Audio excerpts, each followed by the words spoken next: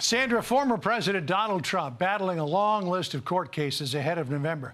And now a firebrand in the sports world is taking notice and speaking out about it. Let's bring in Jonathan Turley, constitutional law professor and a Fox News contributor. Professor, it's great to be with you. So Stephen A. Smith, on his podcast the other day, whacked Joe Biden and the Democrats for their use of legal warfare, which he calls, and everybody else calls, lawfare against Donald Trump. Listen to what he said.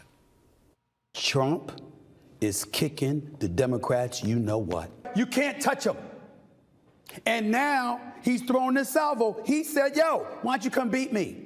Stop engaging in lawfare and using the legal system to push your political agenda. Come beat me. That's what he did. Smith argues, Professor, that the more this happens, the less faith people will have in the American judicial system, which for years has been held up as the gold standard around the world.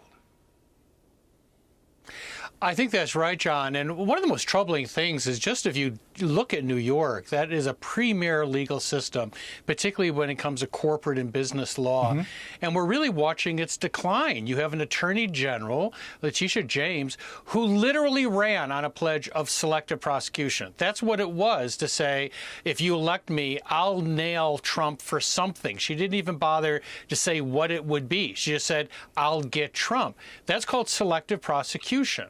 And people loved it. They elected her, and there's this thrill-kill entertainment value to all of this.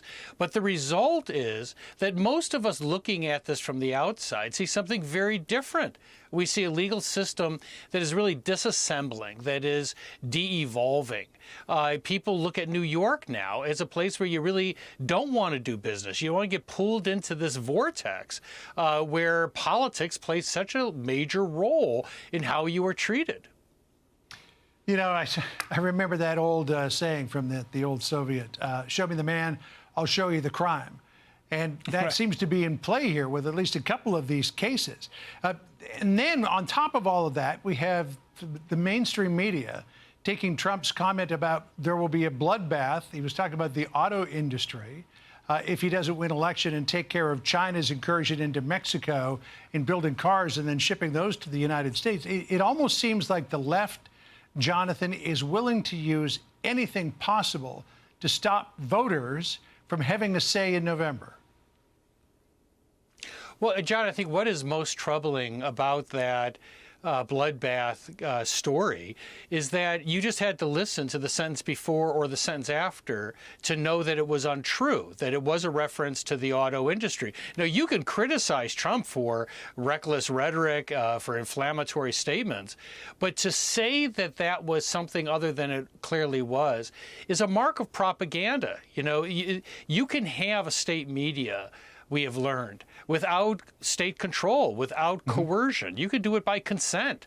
And I think that's what you're seeing. What is bothersome about that story is that these are smart people. They knew that what they were running as a headline in a story was untrue. And so they've become untethered from that core of ethics in their profession, in my view. No, they knew it was untrue, and yet they ran it anyways. And that's where we are. Jonathan Turley, good to talk to you, Professor. Thank you. Thanks, John. Hey, everyone. I'm Emily Campagno. Catch me and my co-hosts Harris Faulkner and Kaylee McEnany on Outnumbered every weekday at 12 p.m. Eastern, or set your DVR. Also, don't forget to subscribe to the Fox News YouTube page for daily highlights.